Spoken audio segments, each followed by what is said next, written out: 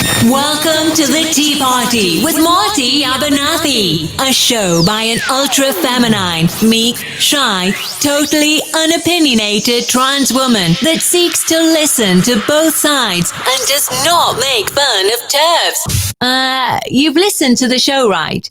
You still want me to say this? Okay. Here's your host, Marty Abernathy. All right. Welcome to the show, everyone. This is a recorded version of the show. But I wanted to bring on somebody that I have watched for a long time and respected. And his name is Barry Deutsch. He's a cartoonist that I've respected for a long time. And well, I want to welcome him to the show. Thank you so much. Thank you for inviting me here. I appreciate it. So I just for my viewers that don't know you, kind of can you give us an overview of what you do, who you are, what you do, that kind of thing? Sure. My name is Barry Deutsch. I'm a cartoonist. I've done a lot of kids' graphic novels, like middle grade. I did a series called Hereville about an 11-year-old Orthodox Jewish girl who wants to fight monsters. And I'm currently working on a series called Wings of Fire. It's about teenage dragons with the destiny to save the world. I do a superhero webcomic with Becky Hawkins called Super Butch. And that's about a lesbian superhero in the 1940s who protects the bar scene from corrupt cops. And I think probably the reason I'm on this show right now is I do political cartoons. I try to do a new political cartoon every week. I don't succeed all that much. And a lot of my political cartoons have what I'd call social, for lack of a better term, social justice themes. And you can, anyone who's reading this, who's curious, who's seeing this, hearing this, if you want to see some of my political cartoons, go to leftycartoons.com and there'll be a whole bunch you can read. So how I got to even find you, know you, was from, and I'm gonna switch one of my cameras. Let's move this over here. We had a little technical difficulty earlier, and I had to move things around. But so this is the comic that started it all for me with you. This basically, when did you make this? 2008? 2008 is a good guess. Give or take a year, I'd guess 2008. The time does blend together. I try to do cartoons that usually aren't hooked into a current event, into what's in the day's papers, but are about long-running issues that piss me off. And so it becomes a little hard to date them. But probably around 2008. At the time I made this cartoon, I don't believe I even knew the word TERF yet. Really? I just knew that I had been a longtime member of a online social group called on the Ms. Magazine website called the Ms. Boards, and they got nuked many years ago.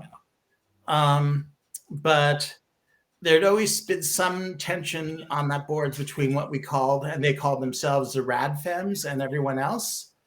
But then when people became, I guess, more aware of transgender women, and some of whom were feminists, some who were on the forum, it just seemed to me that the Rad Femmes, most of them, went completely bonkers. They just so many of them became ridiculously hateful and turned into everything they hate, just aimed at a slightly different group. And that's what this cartoon was about. Well, and basically what you're doing in this cartoon, for those if you can't see it, clearly. Basically, you're comparing the two characters in the beginning think that they're on the same page, and you find out that one is a Christian conservative and the other one is a what is she? She self-identifies as a radical feminist. A radical feminist and a conservative Christian, and like they're totally jiving. They're vibing the same, and it so hits on what I because I'm no longer the editor, but I am the founder of transadvocate.com, and this was so hitting at the time for me, like just spot on. And it is, someone described another one of your posts, which we'll talk about in a minute, described it as evergreen. And that really hits with this, because this is still just as on point today, even more so today than it was then. Because this is, especially I'm American, but I live in the UK. Ooh. So yeah, they call it Turf Island over here, and it really is bad. But one of the things that I've been saying, because I do run the UK version of Trans Advocate, well, one of the things that I've said repeatedly is that TERFs are and they want to go by gender critical, which I will not call them gender critical, because they're not critical of gender. If they want to be called something, I'll call them transgender critical, because that is what they're critical of. But or other people will call them TERFs. But at the very core, it's conservatism, and they use all of the, just like you'll see their signs. It's taken right out of the anti-abortion playbook. You know, there's a pair of testicles that are how they're surgically taken away. They've literally, over here, they have posters of that out on the streets. And it reminds me of going to Planned Parenthood and seeing the people with the abortion signs. Yeah. You know? And going for the gross out, as if, here's a gory photo, you feel grossed out, has any actual relevance to anything about any issue. Heart surgery looks gross. Are we going to be against heart surgery now? I tend to not call them conservatives. I think of them as reactionaries. But obviously there's a big overlap there. Well, the thing is, though, if you look into the history, people like Janice Raymond, they were all radical feminists that are, people that the exclusionary type, the TERFs, essentially, trans exclusionary radical feminists. And that is a term that was coined by radical feminists. So, people, there's been memes going around saying that TERF is a slur. It is not. It's a term that was literally coined by radical feminists. By the way, you can find a story about that on transadvocate.com. Kristen Williams did an excellent expose on that. But the thing is, if you look at it, like Mary Daly and Janice Raymond were both nuns at one point, and their background is religious. I mean, one of Mary Daly, I think she was from Boston College. I mean, it's literally a Jesuit college. I mean, so you have this kind of undertone of conservative politics, and you see it today. That's what gets me about this comic. You see it today, and literally it's called Hands Across the Aisle. It's literally conservative Christians working with TERFs. So I that really hit with me. This isn't relevant to anything, but just incidentally, one of my housemates was Janice Raymond's secretary once. Wow. Yeah. Or actually, she was a secretary to the whole department at University of Massachusetts, but obviously that included Raymond. But my housemate, to put it mildly, does not agree with Raymond. So. Well, and that's like over here, we literally have a politician that it's unbelievable because I live in a pretty conservative area. I live in Kent, and there are a lot of conservatives around here, but the one Labor candidate that actually won is anti-trans. And Labor's supposed to be the party that's with trans people. And literally the people that she's had two lesbians quit, or two people quit. One of them was a lesbian, her office because of her transphobia. Yeah. It is so annoying the way that TERFs will try and brand themselves like the spokeswoman for all cis women and for all cis lesbians.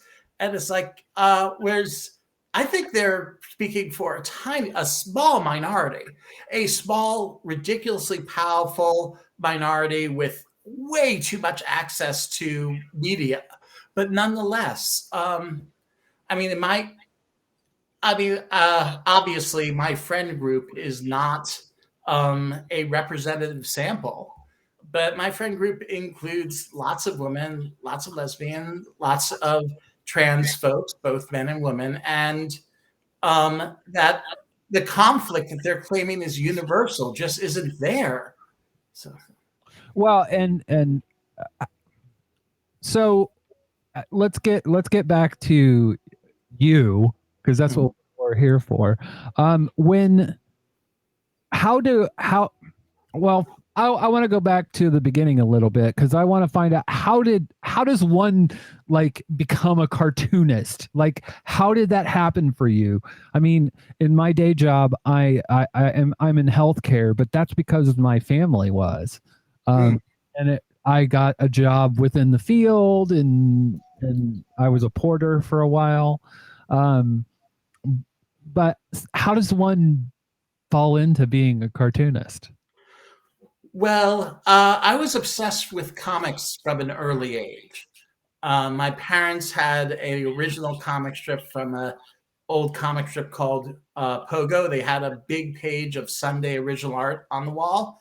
And I would just, as a small child, I read it over and over. And I was fascinated by being able to see the cartoonist's name was Walt Kelly. I could see the blue pencil lines Walt Kelly had made underneath the beautiful, lush black ink lines he did over them. And it was just so fascinating to me. And so the obsession just continued. And then it's like any of the arts, earning a living is a pain in the neck and requires a lot of luck. So I've been lucky in a few ways. I got my agent literally because I was sitting next to one of her clients at a comic book convention. And that's how she found me. And that one little bit of luck is what caused me to go from being someone who did cartoons on the side to being able to earn a living as a cartoonist. And then I'm also very lucky to live in this period right now because Patreon exists right now. And I've been making political cartoons for years before Patreon, and some of them won awards, and I got nice responses from people in the industry, but barely made any money at all. And then suddenly with Patreon, I don't need to get a syndicate to like me.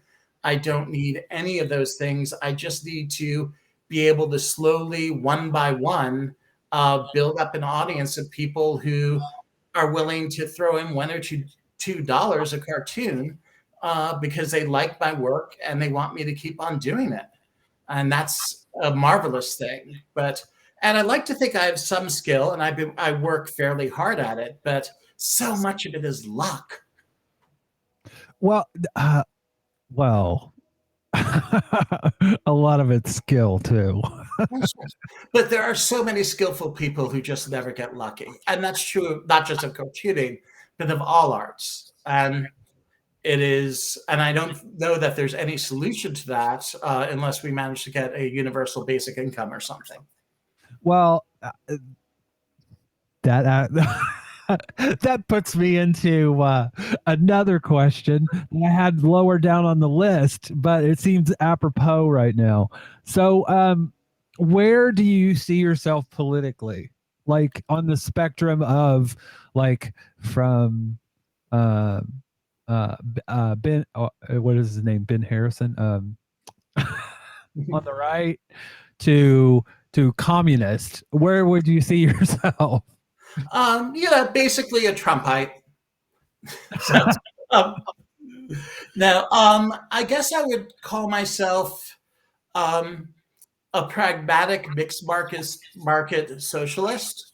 I do think that we need a market economy. I think there are things market economies do very well, but we need the market economy to be contained in a very large system restraining the worst of it and including safety support nets for everyone.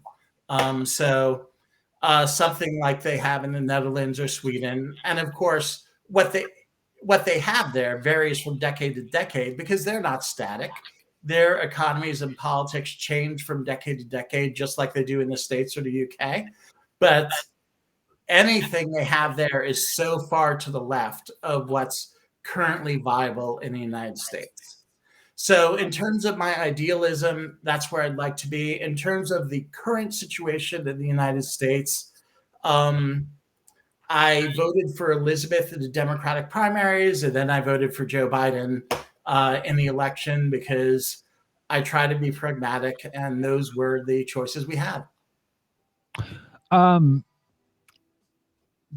Now, do you feel like because I'll give you an idea of where I'm at. I not politically, but what I want to talk about is more about comics and cartoons, political cartoons especially. I don't know if you know this person or not, but I grew up on this guy. His name's Gary Varvel. He is and he's literally come out with a book called New Views from the Right. So he was syndicated back in the 70s and 80s, and his political cartoons are, well, very right wing. He even, I mean, this is literally his gig. I'm not familiar with his work at all, but just from what you're showing on your screen now, he draws very well. Well, yeah, but it is basically a Midwest experience. He's a right winger, and he's pretty much went on from doing that for the Indianapolis Star, which he was there for years. And he's to the left, to the right. Do you feel like your work has a place within that kind of syndicated area? I mean, do you feel like there's a left kind of space? I mean, there is a left space that my work hasn't succeeded in finding its way into. But look at, Matt Borge, for instance, is someone I would say who is, I don't know if you're familiar with his work. He's a recently retired political cartoonist whose work is politically fairly similar to mine, and who was a lot more successful in finding his way into places like Daily Kos and Mother Jones, and getting published by legitimate sources. And that's happened for me sometimes, but not in the regular week after week way. It happened for Matt or for a cartoonist like Jen Sorsen. So I do think there's a place, like, not often in like the New York Times or the Washington Post, but in like major left-wing magazines will sometimes carry cartoonists. And to be honest, I no longer try to break into that market because breaking into that market involves doing a lot of work to achieve a lot of rejections before you'll be accepted. And it just made me unhappy.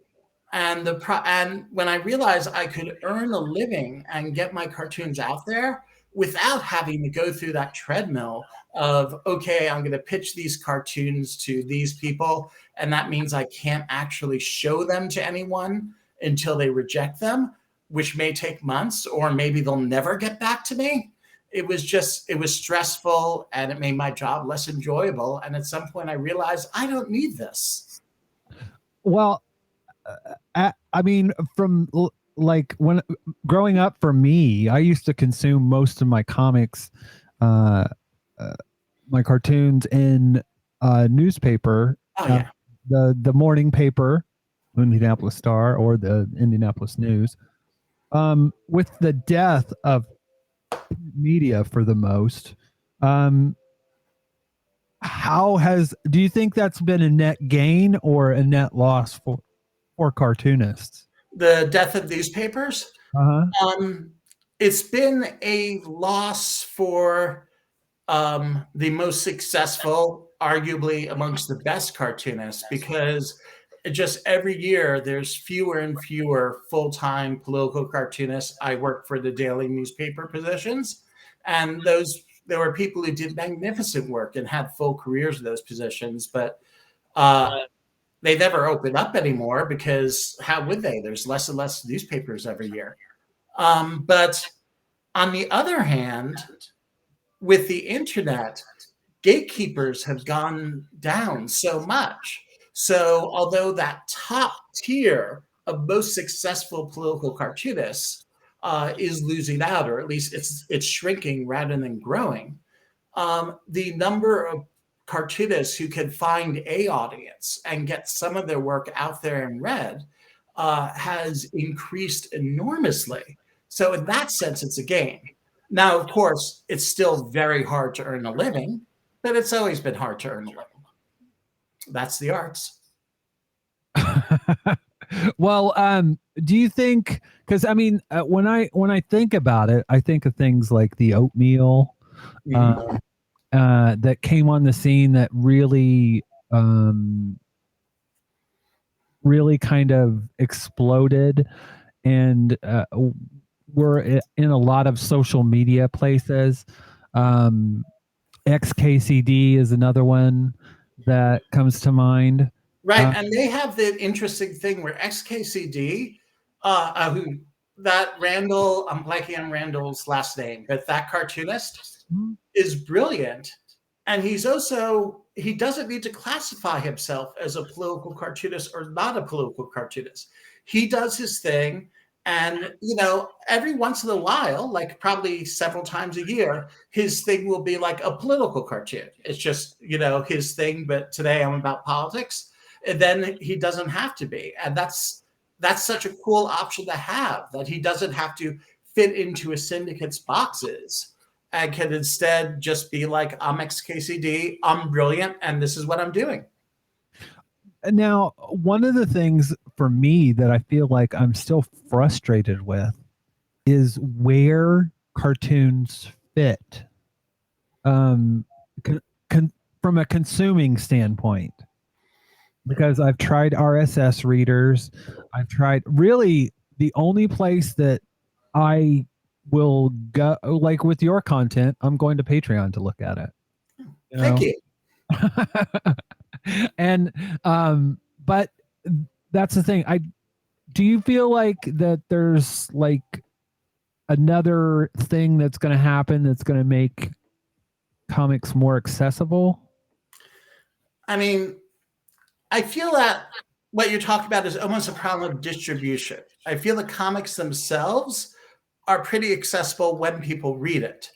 And the problem is that and to answer your question, I'm sorry, I don't know. I am not much of an internet futures guy. I have a certain blind faith that as long as people want to make cartoons and other people want to read cartoons, people are going to create formats that will enable it. For me, I post my stuff on my blog, on Facebook, on Twitter, on Patreon, on Instagram now. And I just hope that people will share it around and put it on refrigerators. And you know, when a cart, and hopefully they find their readerships this way. But I'm kind of pleased that I don't have to make being very worried about that part of my job, because I would be so bad at that.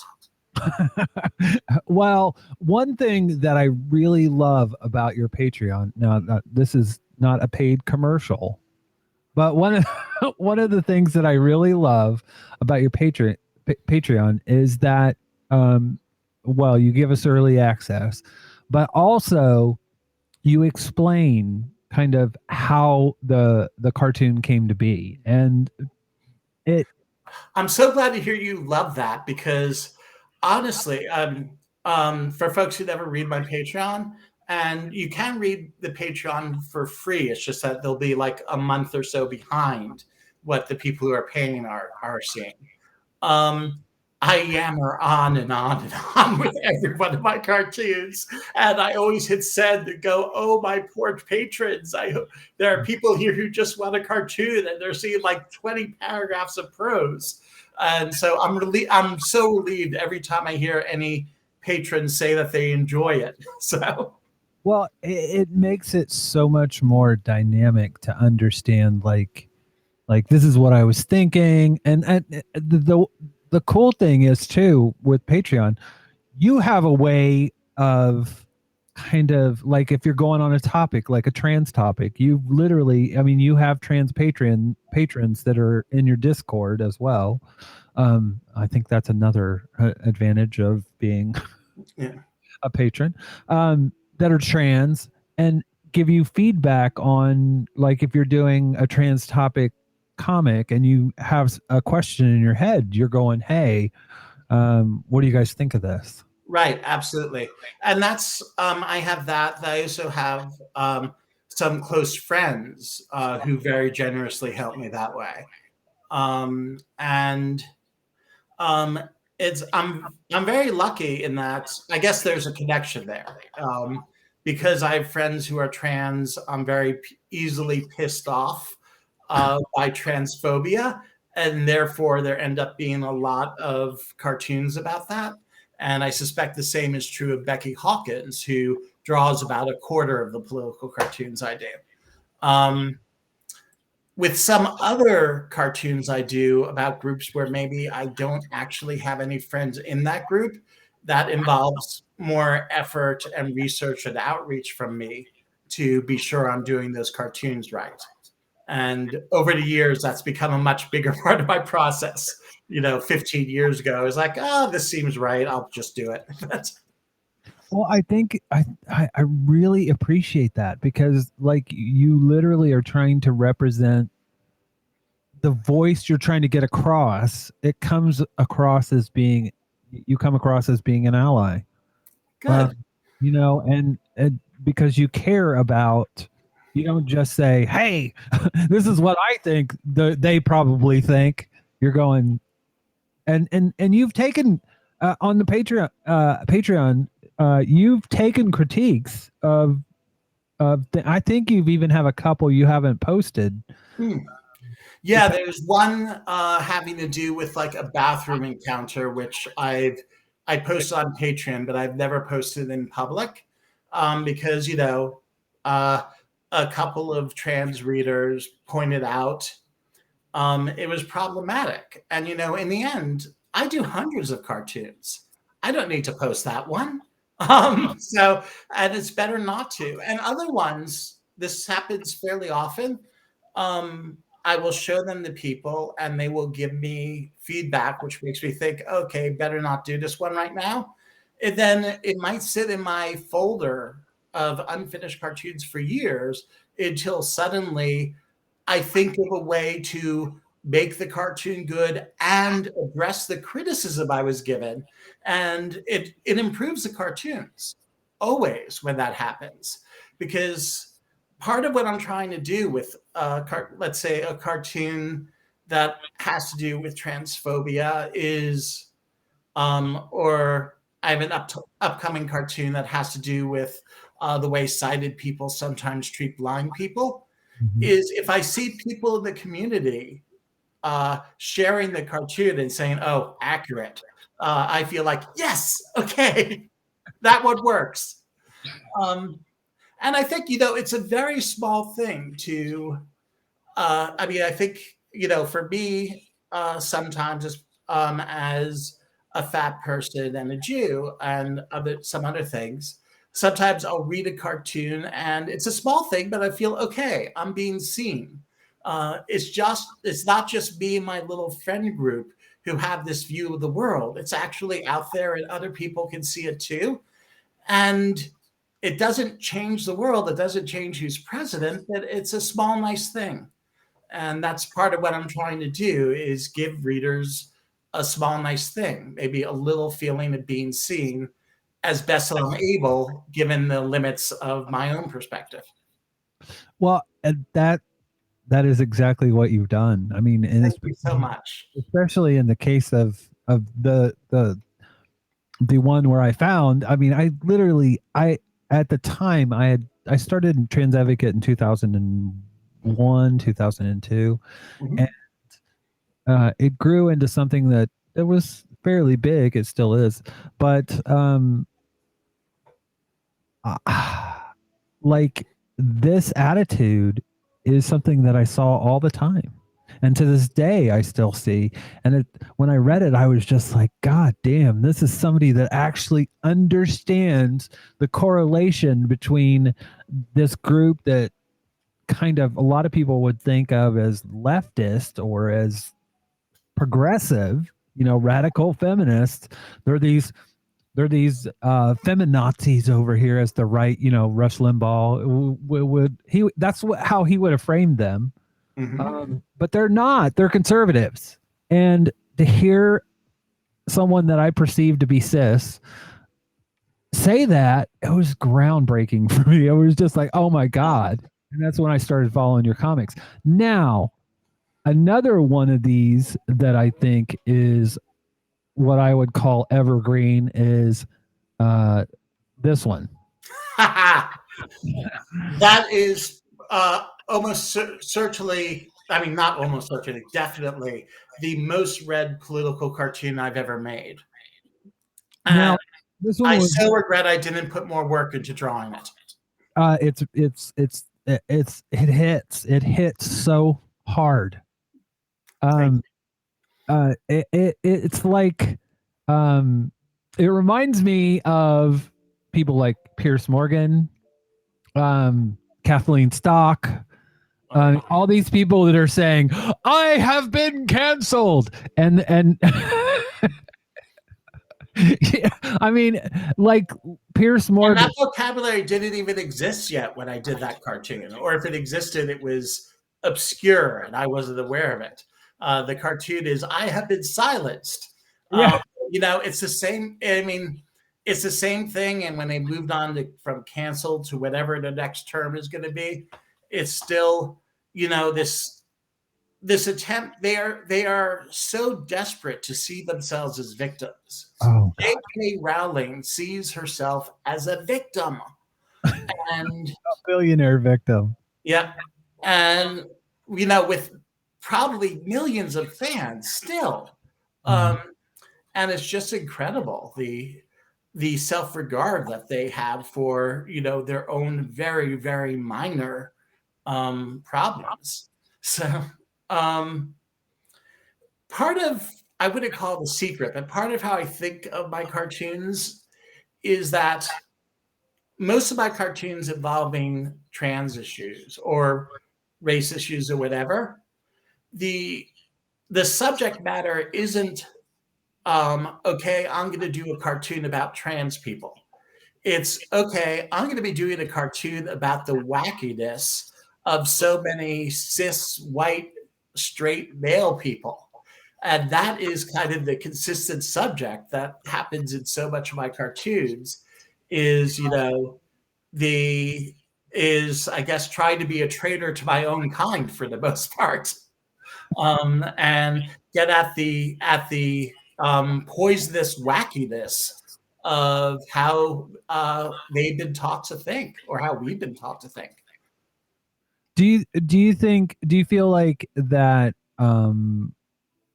it's mostly about toxic male culture, like toxic masculinity, or I mean, is that the I voice? mean, I feel there's a sort of like we've all heard about. Oh, I'm blanking on the word. We all know that like things overlap in terms of, one isn't merely black or merely trans or merely a woman. One can be all these three of these things. Intersectionality, that's the word I was searching for. There's also a weird sort of intersectionality of the people who are pro-oppression. I mean, the answer is yes, it's toxic masculinity, but it's not just that, because toxic masculinity overlaps with all these other things. And it's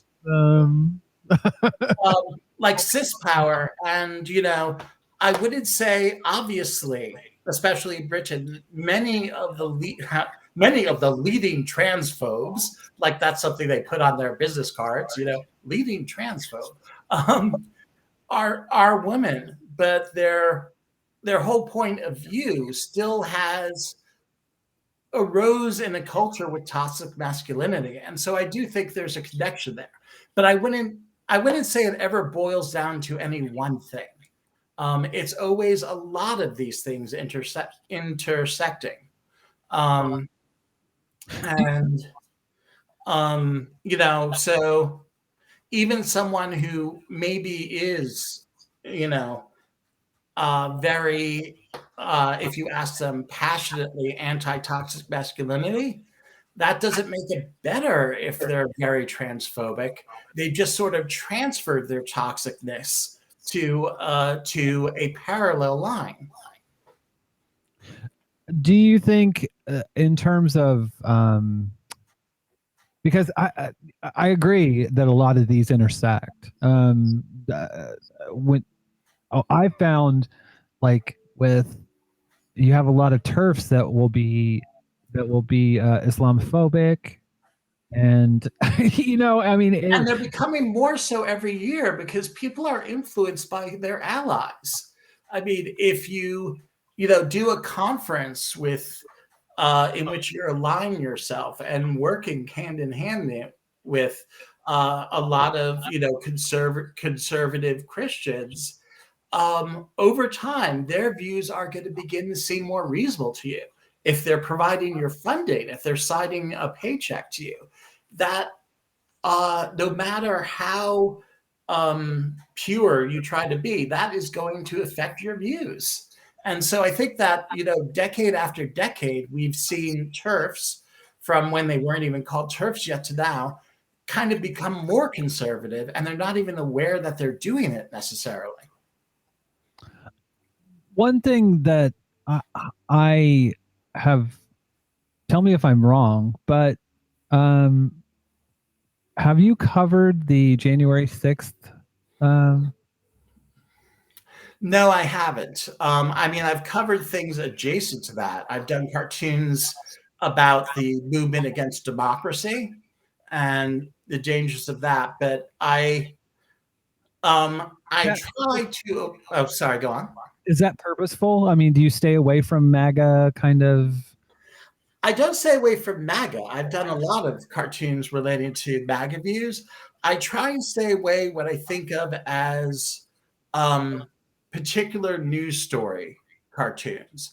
So January 6th, although it's such an important story, isn't the sort of thing I do a cartoon about, because I don't like being that specific.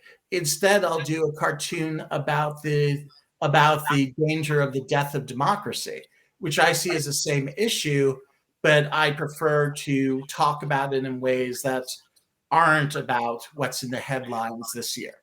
Do you do that specifically so that your cartoons last? I mean, is it? Yes, that is definitely part of it. Partly, Partly because it is such a pleasure to me, like when my cartoons get reprinted in textbooks and stuff. And that only happens with the so-called evergreens, but also because it takes so much effort for me to produce one of these cartoons.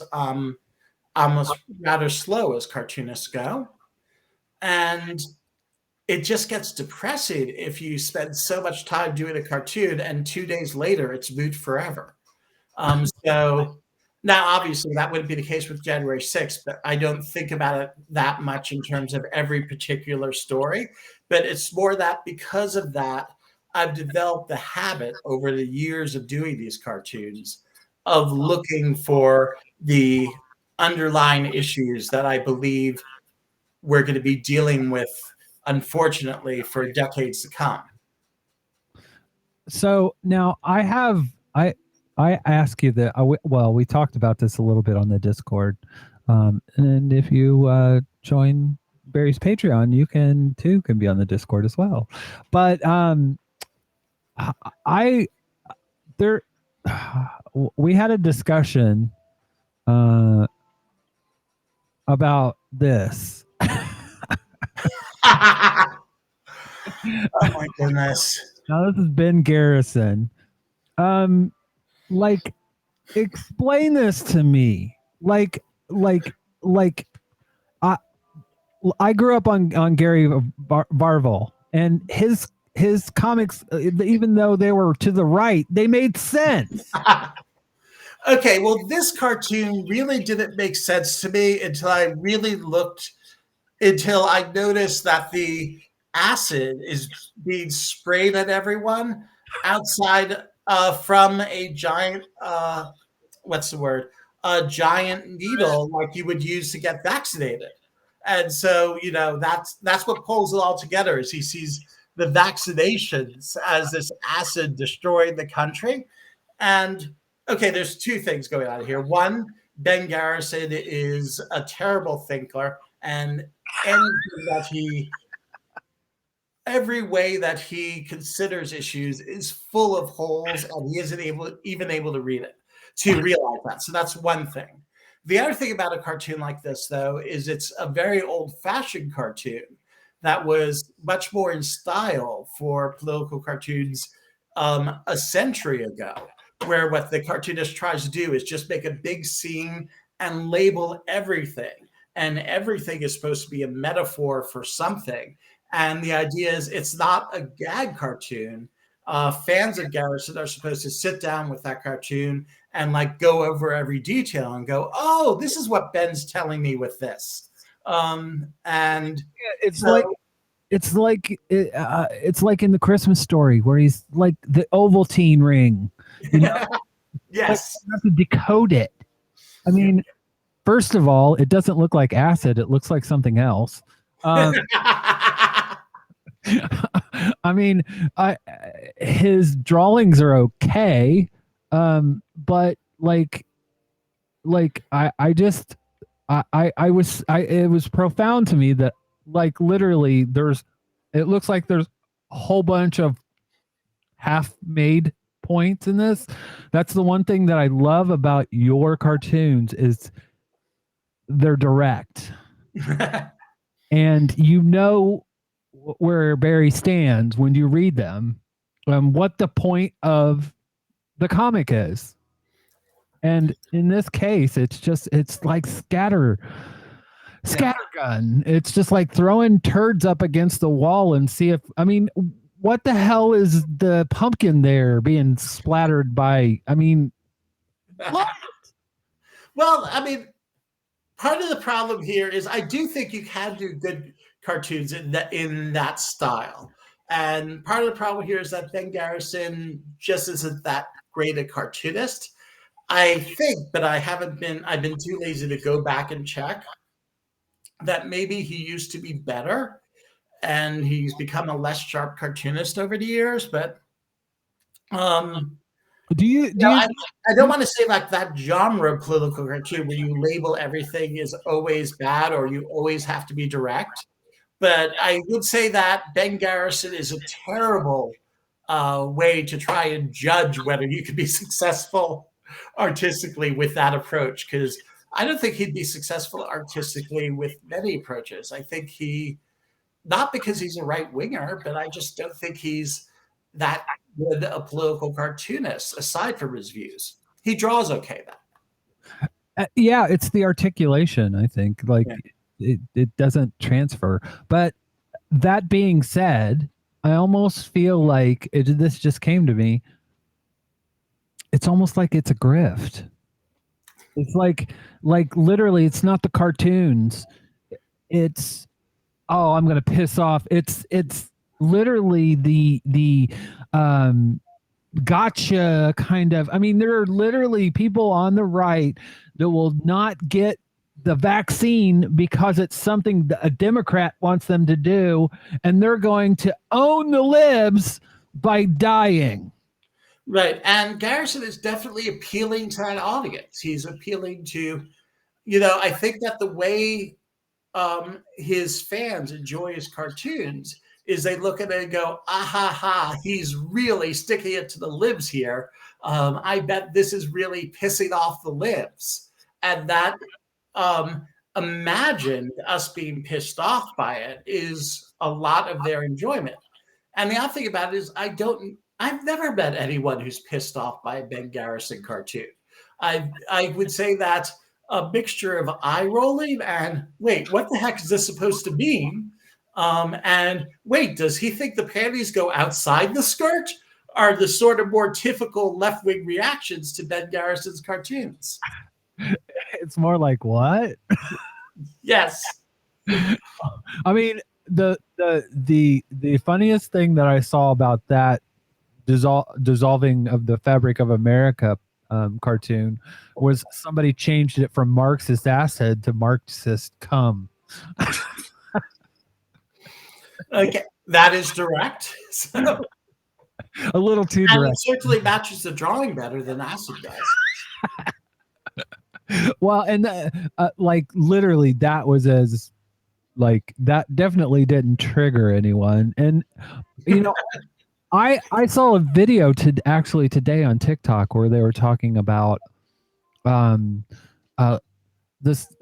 conservative was saying, how come liberals are so triggered by Let's Go Brandon? And I'm like, no one is triggered by that. I mean, literally what as a I'm very leftist. I'm an anarcho-syndicalist bordering on a communist. I would say I'm a communist, but anyways,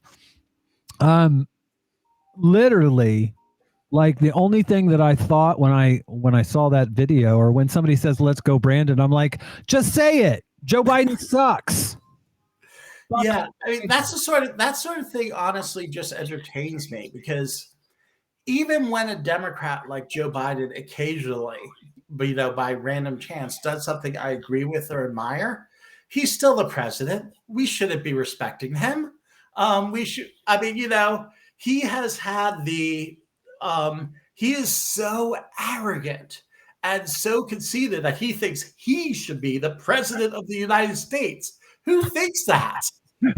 Anyone who looks in the mirror and thinks I should be president is someone who I want to be mocked. And I think we should be making fun of, if only to remind them that they're not gods. So yeah, the Let's Go Brandon thing. I mean, I can't, I guess mild amusement is how I would describe my reaction to it. And it's not that I don't get very pissed off at things on the right. It's just that I guess I believe I am, and probably you are as well, more selective about what we're pissed off about. Well, and to be honest with you, the things that piss me off are more about just like basic human rights stuff. Mm. I mean, and hypocrisy. I mean, I do have this.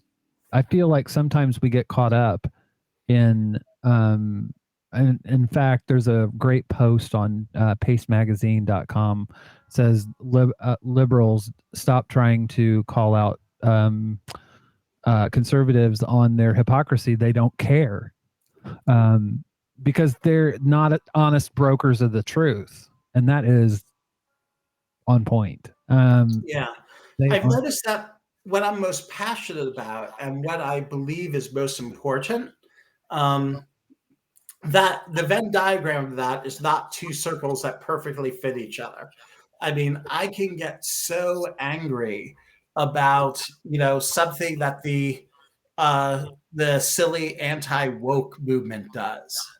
And the I don't think you can easily find a group of intellectuals who matters less than the people whose primary target is talking about the dangers of wokeness to America.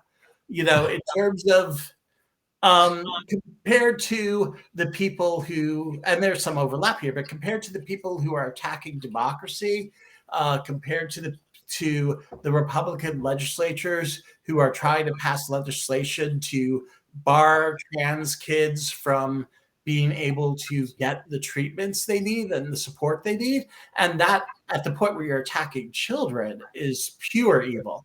Or the legislatures who are banning books in schools, or the legislatures, of course, who are trying to pervert the process of counting votes so that they could guarantee in the future that Republicans will almost always win. Those are all, and climate change, for God's sake.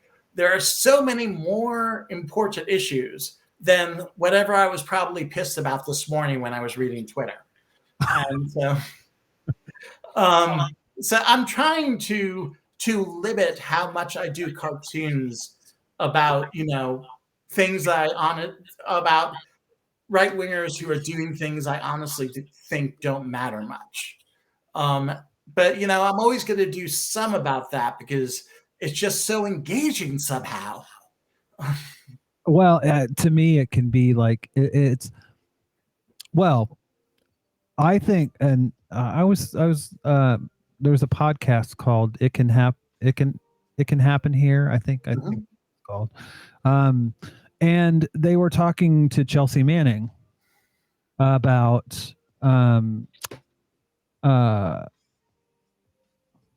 where was my head going with that? They were talking to Chelsea Manning about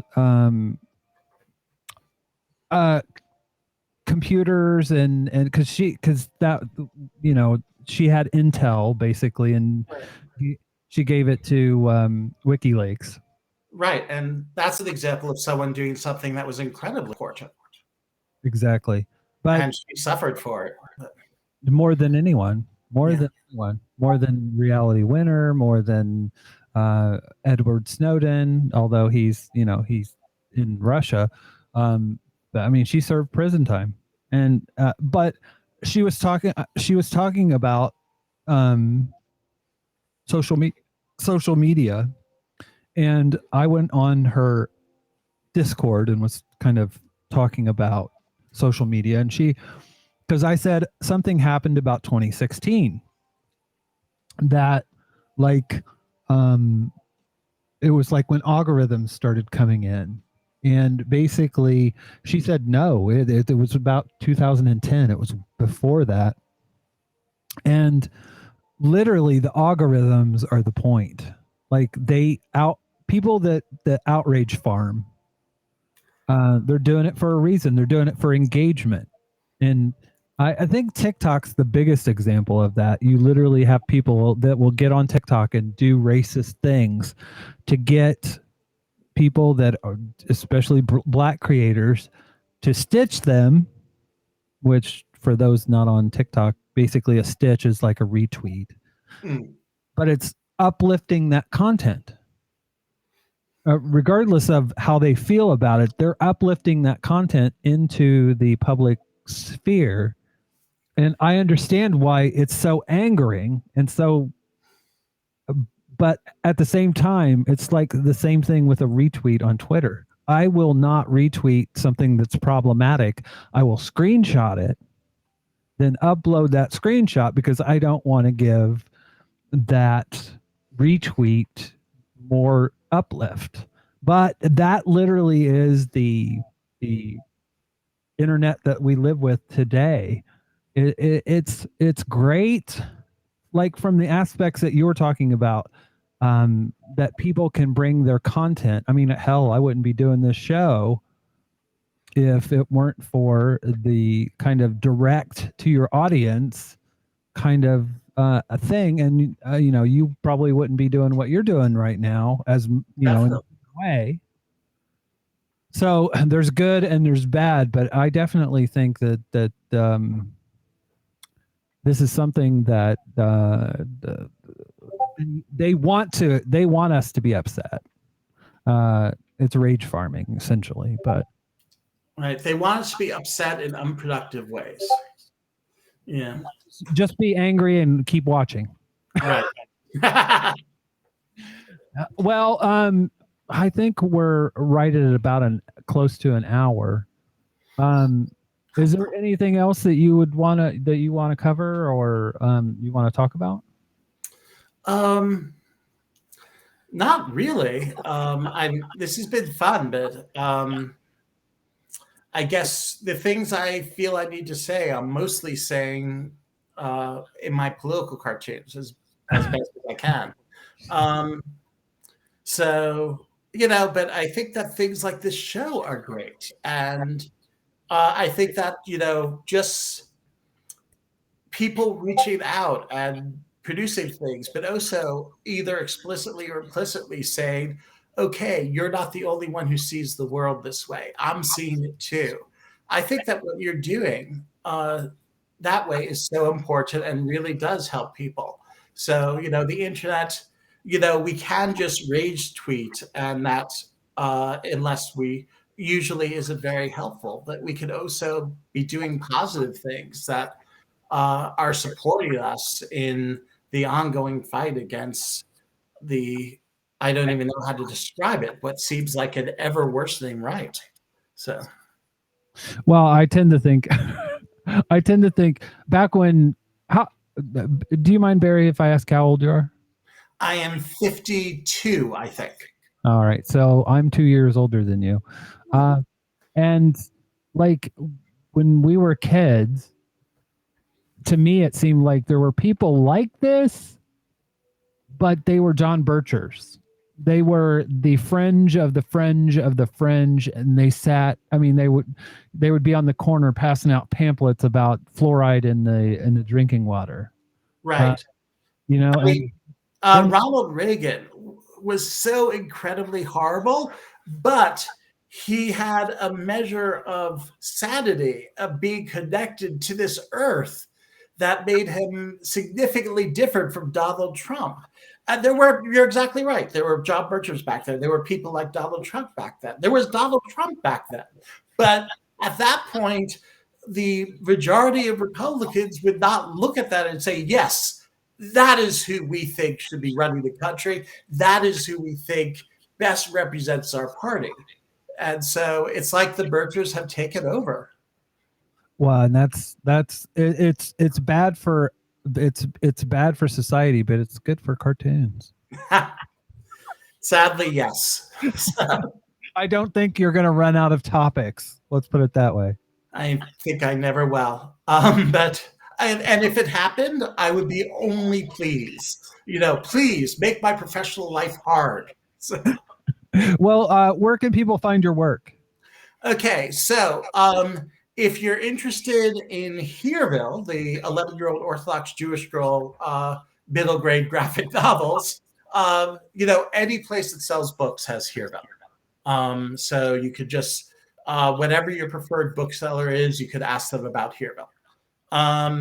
The political cartoons you can find at patreon.com/Barry. And that's where you're going to find, if you're not a patron, it's about a month behind, but you'll find all my political cartoons there, as well as me babbling on and on endlessly about making the cartoons and the politics behind them. If you prefer a cartoons-only approach, then leftycartoons.com contains all the cartoons without any of the extra stuff. And of course, superbutchcomic.com. If you're interested in a comic about a lesbian superhero in the 1940s protecting the bar scene from corrupt cops, superbutchcomic.com is where you'll find that. I think that's everything. I don't think that it is. I don't think that it is. Oh, right. And there's my new book. You only drew this to get laid, which is something people have told me in real life because they apparently have no understanding of how getting laid actually works. So that you can find on Amazon.